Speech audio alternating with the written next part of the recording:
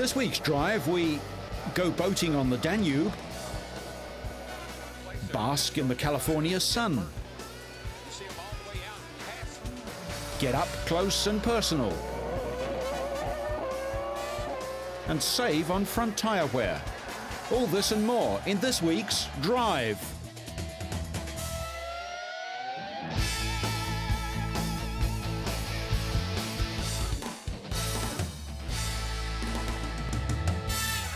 We start with Formula One powerboat racing, as about 40,000 people lined the banks of the River Danube in the centre of Budapest in Hungary. The fourth round of the World Championship was run in baking 40-degree heat, with 21 boats coming to the starting line. Italian six-times world champion Guido Capellini had the measure of the fast 1900-metre course from the outset and was topping 200 kilometres per hour on the straights. The race was over 60 laps, giving a race distance of 114 kilometres.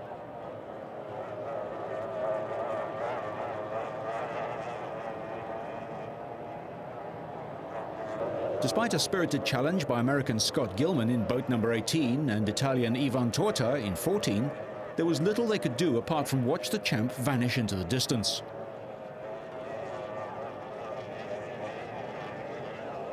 Francesco Cantando looked like becoming a threat as he took his boat to the edge. Sweden's Jari Honkala took the prize for what can best be described as erratic driving. He hit two turnbuoys before going on to scare any rival who got in his way, and the race was stopped to replace the punctured turn markers. Despite, or perhaps because of his hard charge, Cantando's race ended early with a blown engine. The pace boat was sent out again when Saudi driver Leith Farrowen and Italian Vincenzo Poli came together, resulting in two badly damaged boats. This was the first Grand Prix to be staged in the centre of Budapest since 1990. The fast-flowing Danube caused problems for rescue teams as the current swept capsized craft rapidly downriver. Italian Fabio Comparato struggled in the tricky conditions but still managed to finish fourth.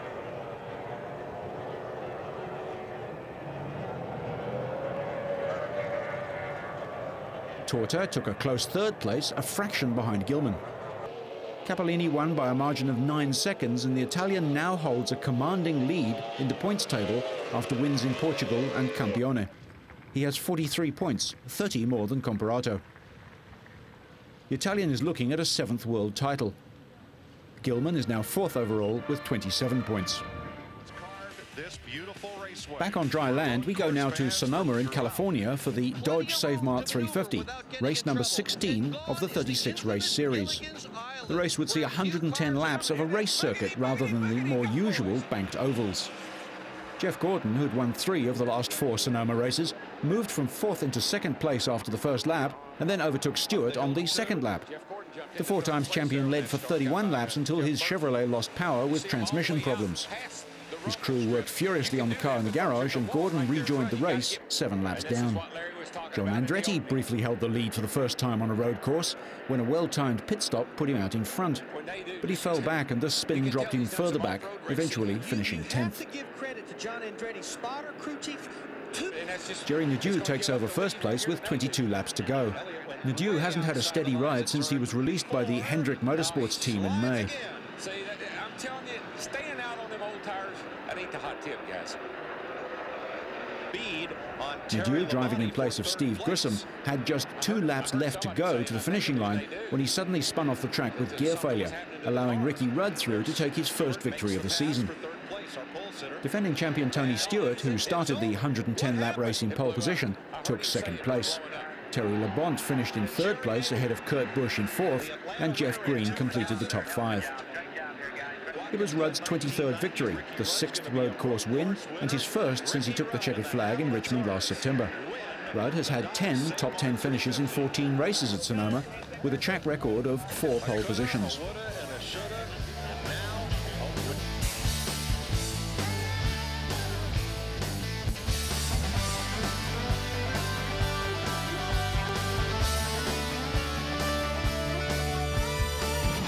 Ferrari, Michael Schumacher and Rubens Barrichello were jointly fined $1 million by Motorsport's world governing body over the controversial finish to the Austrian Grand Prix on May the 12th.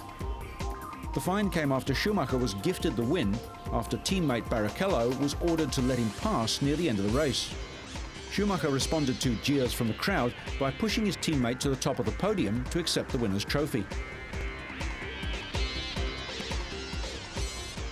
Formula One power broker Bernie Ecclestone was one of the attendees at the disciplinary hearing in Paris. He controls the huge money-making machine that is modern-day Formula One racing. Max Mosley is president of World Motorsport's governing body, the FIA. Schumacher, Brazilian Barrichello and the Ferrari team management appeared before the 22 members of the International Automobile Federation's World Motorsport Council.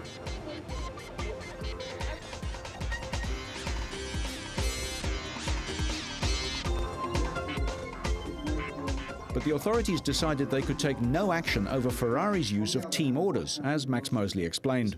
As far as the race was concerned, although the World Council wanted to do something, it was clear that legally and even morally we were constrained from doing anything. The podium was fairly straightforward.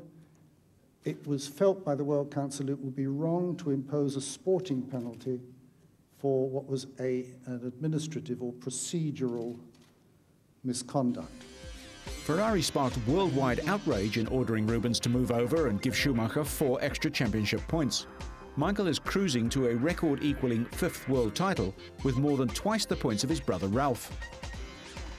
Mosley admitted the incident had harmed the sport's image. What happened on the podium was damaging, although that wasn't what annoyed people. What annoyed people was the race. We couldn't do anything about the race. Had we been able to, we probably would have.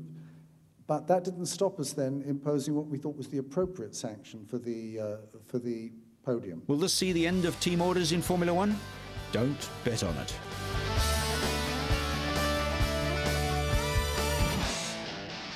Now we go to Scotland. Hello, I come from Dumfries, small town in the southwest of Scotland. It's had a few famous people. One of them, probably the most famous, Robert Burns. He was a Scottish bard. You sing about him at New Year when you have your little whiskey and celebrate. But it's a lovely little place. Come and see it. In this special feature, we spend some time with Alan McNish, Works Toyota Formula One driver and proud Scotsman. But while this is the first year for Toyota Grand Prix, Alan's been driving Formula One cars since 1991, when he was a McLaren test driver, shifting to Benetton in 1993 for 2 years. This is my old school, St Joseph's College. I spent many hours here, that's for sure, and worked very hard, but maybe not to the ultimate success. But Frank Williams was actually here, the owner of Williams Grand Prix team, and he was here, I think, a little bit before my time. But funnily enough, his physics teacher was my maths teacher. I certainly hope he got on better than I did, because maths was not my subject. I think I was thinking more about driving. Alan, who is 32, has a racing biography stretching back to the age of 11. Beside his Formula One experience, he's won at Le Mans in 1998 and has driven both Works Toyotas and Audis in long-distance events, claiming many poles, wins and fastest laps. Tartan's very important in Scotland, and it's like a signature really for the different families. And each family has got a tartan, it's got a clan, and mine is a McNish tartan. And here it is on my helmet. It's also, this is my kilt, and it's the same colours that are running through from there onto the helmet. And it's something that's, you know, it says I'm Scottish, and it says it's an identity. Another Scottish driver we're used to seeing in a kilt on formal occasions is David Coulthard.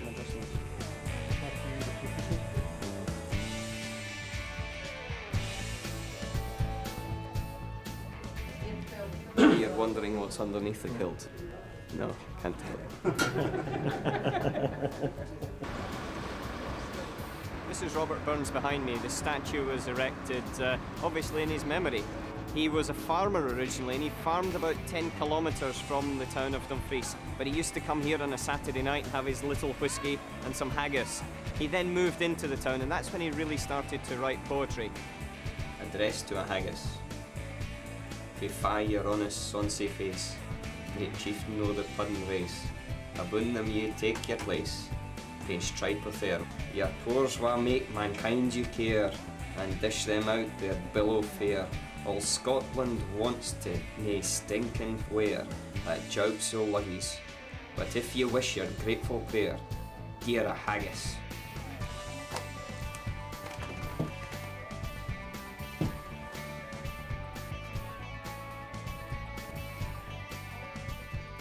It's funny coming back here now because I'm able to come back to Dumfries every 6 months, and it changes a lot.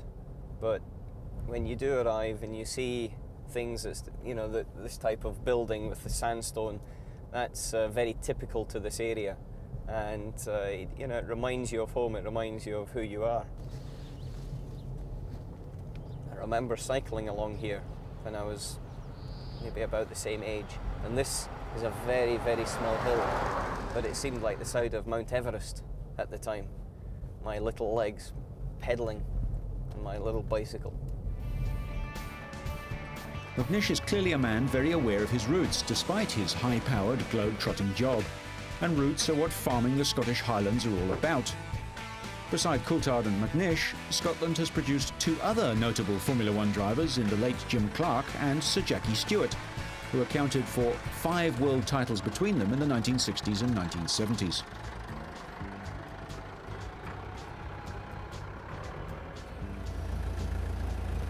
I remember coming up this hill when I was about 5 years old, and my cousin would be driving and I would hold on to the steering wheel and sort of turn it a little bit. And I suppose that was one of my first experiences of actually driving anything, even though I was not really driving it.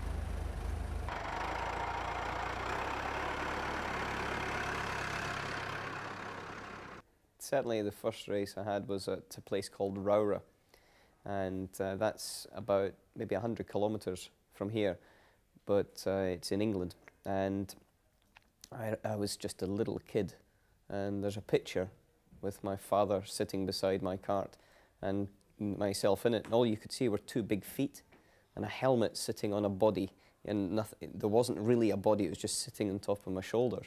It was towards the end of that year, which was 1981.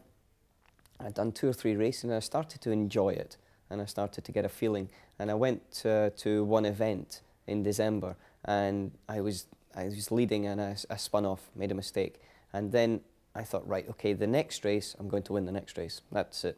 I'm going to win the next race. And I think I had made up my mind, and there was a slight change from just enjoying it to actually, no, I want to do that. And when I did win it, it was a fantastic feeling, and I still have the trophy. Back at work, McNish has, with Mika Salo of Finland, been the works Toyota drivers since the team moved into Formula One.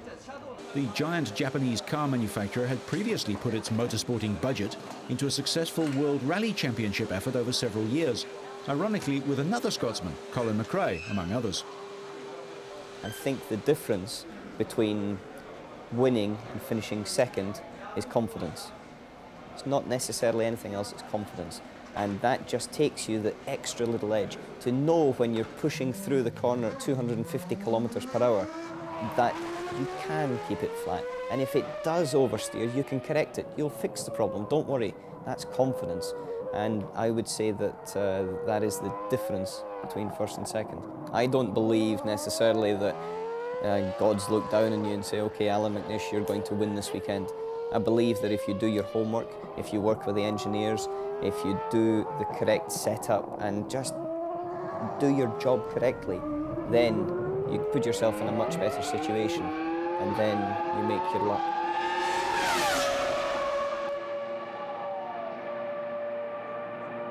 Certainly, I was very fortunate that I had the support of my parents. They had the financial possibility to start me going, and then afterwards I had factory support from various teams. And same when I went into motor racing, I was very fortunate that I was picked up very early by a major sponsor who was able to progress my career. And without that, I wouldn't be here. So I have to say that I was very, very lucky. I'm a Formula One driver. I'm sitting here with a contract with Toyota in Formula One. And there's not many drivers that are able to say that. And so when I take it in the whole, then yes, I'm very fortunate. I miss many things about Scotland when I'm away. And part of me is always here. You know, I spent the first 20 years of my life, 18 years of my life here, and so therefore it's a big part of my history and my makeup. But I'm very lucky when I am away as well because specialist things like Tunnock's tea cake biscuits get sent out to me and things like that. The little things that, you know, and sometimes even haggis, that you don't normally miss unless you are away. When it's there at home, you don't miss it, but when you go away, that's when you miss the speciality things. But like many, McNish no longer lives in Scotland. Well, here we are in my new home in Monaco. It's actually a very convenient location for racing drivers, and I think sports people in general. It's in the centre of Europe. Most of the tracks that we race at and test at are within 1 hour of flying time from here. But especially for myself, with Toyota's test circuit being at Paul Ricard, which is just literally down the road. There's many other things as well. You know, I've got my home Grand Prix, the Monte Carlo Grand Prix, and it's a fantastic situation when you can actually just walk to work. 15 minutes later, then I'm sitting in the Grand Prix car on the start-finish line ready for the race start. There are many other advantages to living in the tiny principality on the Mediterranean coast in the south of France.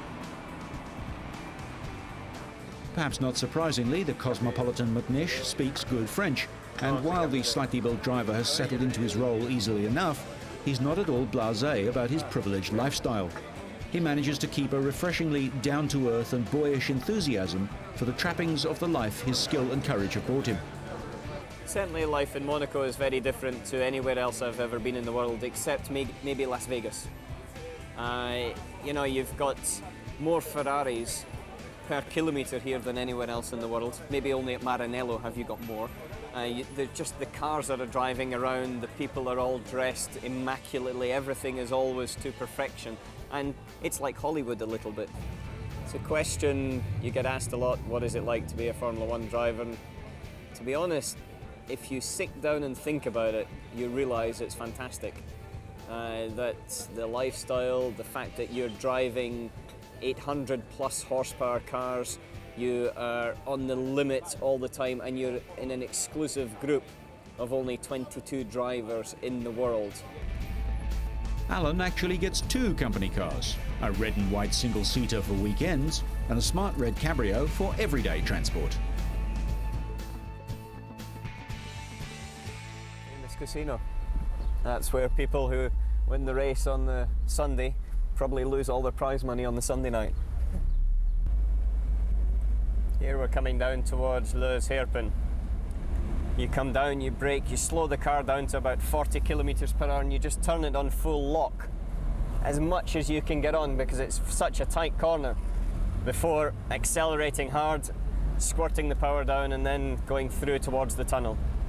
Especially with a team like Toyota that has got such a strong heritage in motorsport, with the World Rally successes, with the Le Mans successes, and now going into Formula One. You know, that was, it was a great honour, and I was very proud that I was part of that, and I'm part of that. But the one thing I can say is the platform is there, the people are there, and the mentality is there. And so I do believe that in the future they can be world champions. But it's not just an arrive and drive weekend job. The Toyota team, consisting of more than 550 talented people, are all aware that their car needs lots of development if it's to be a world beater. That means lots of weekday testing for McNish and his teammate Salo. Between them, they've logged thousands of kilometres at various tracks, but mostly at Paul Ricard, running at speeds touching 300 kilometres an hour.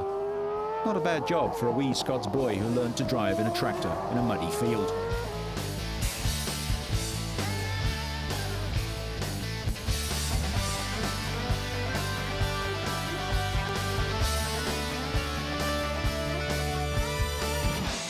With rain showers at Assen on Friday, the final qualifying session for the Dutch MotoGP proved to be a bit of a washout. Valentino Rossi went out on slicks. Although the pit lane's wet, the sun was out and the track was drying slowly. Rossi was unable to improve his best time from Thursday's session, but that didn't matter, as neither could any of his rivals.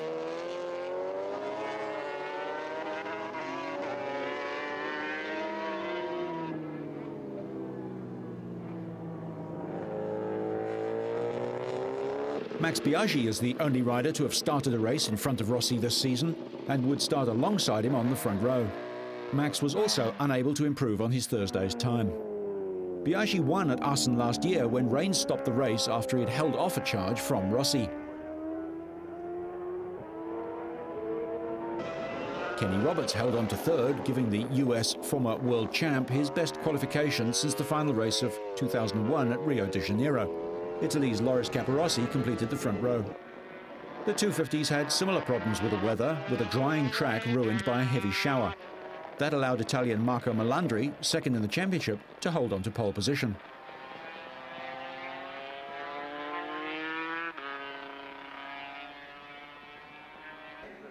With the rain falling just prior to the 125 practice, there was no chance for anyone to knock 16-year-old Spaniard Dani Pedrosa from pole, his third of the season.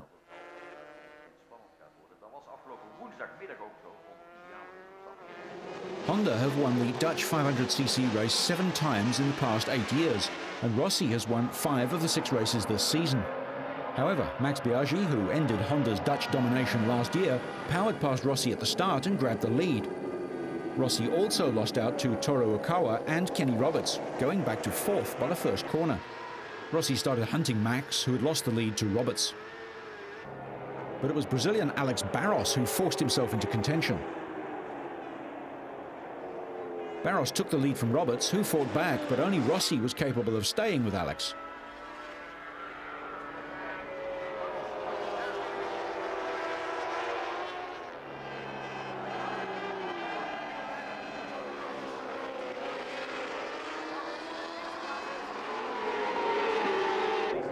Meanwhile, Barros's teammate Loris Capirossi was not enjoying his day.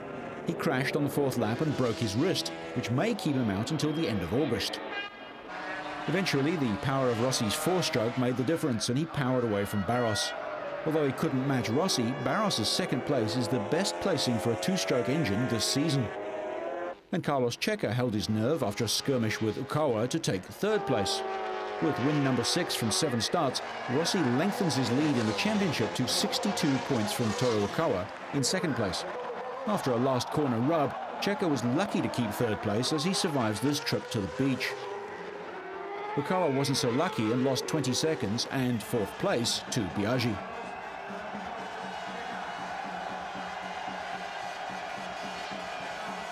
I feel comfortable, especially in the straight, because my bike have more acceleration. But have some point where Barros was incredible today, and I never see one rider like the 500 2-stroke like this. Spaniard Fonzi Nito, who was leading the championship, had qualified 4th on the grid. He took the lead after the start, but pole setter Melandri went ahead just after the first lap and stayed in front to dominate the race.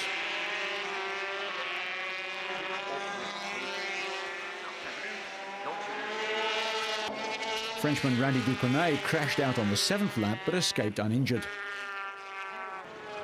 Italian Roberto Rolfo set the fastest lap. Melandri won from Spaniard Tony Elias, who finished almost 5 seconds behind. Rolfo was 3rd, with former title leader Nito in 5th. Daniel Pedrosa won his first Grand Prix after leading from start to finish in the 125s. The 16-year-old pulled away at the start and built a lead of almost 4 seconds. Behind him, 5 riders battled it out for the minor positions throughout the race. Pedrosa's teammate Joan Olivet, also from Spain, finished 3rd for his first podium, coming home just behind reigning world champ Manuel Poggiali of San Marino. As a new generation of racers come to the fore, we'll end for this week, but so you stay on track and up to speed, make sure you catch next week's Drive.